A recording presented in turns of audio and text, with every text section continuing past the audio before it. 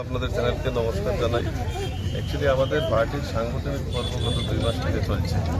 আমাদের বুথ পর্যায়ে জেলা স্তরে সেটা আমাদের প্রতি 2 বছর অন্তর সাংগঠনিক একটা মানে সাংগঠনিকভাবে একটা পরিবর্তন হয়।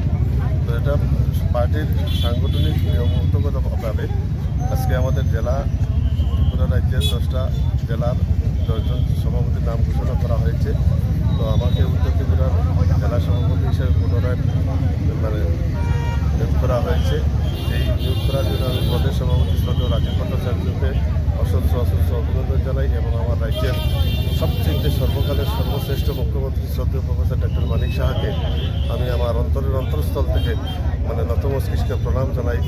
ওনারা যে আমাকে দায়িত্ব দিয়েছেন সেই দায়িত্ব যাতে আমি আম জনতাকে নিয়ে অর্থাৎ ভারতীয় জনতা পার্টির দেবতুল্য কার্যকর্তাদের একদম সমসুখকে বিবেচনা করে আগামী দিন আমাদের সংগঠনকে শক্তিশালী করতে পারি এবং 2028 সালে এই ত্রিপুরা রাজ্যে যে বিধানসভা নির্বাচন হবে সেই নির্বাচনে উত্তর ত্রিপুরায় একটা সাংগঠনিক শক্তি প্রদর্শনের মাধ্যমে আমরা প্রত্যেকটা বিধানসভায় আমরা আমাদের প্রতিনিধিকে পবিত্র ত্রিপুরা বিধানসভায় প্রেরণ করতে পারি। এটাই আমার মূল সংকল্প থাকবে এবং আমার রাজ্যের মুখ্যমন্ত্রীকে অনুসরণ করে, আমার রাজ্য প্রদেশ সভাপতিকে অনুসরণ করে, আমাদের প্রাক্তন মুখ্যমন্ত্রী শ্রদ্ধেয় বিপ্লব দেবকে অনুসরণ করে আমরা যাতে কাজ করে যেতে পারি, এটাই আমাদের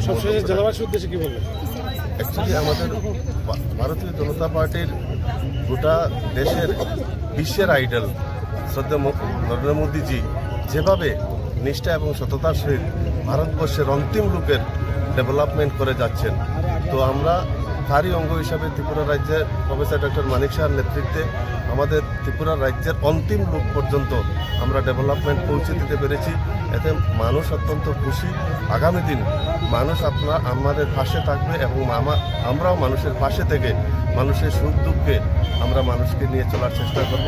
অর্থাৎ উত্তর ত্রিপুরার সকল অংশের জনসাধারণ, রাষ্ট্রপ্রেমী জনসাধারণের কাছে সবাই অনুরোধ থাকবে যাতে আমরা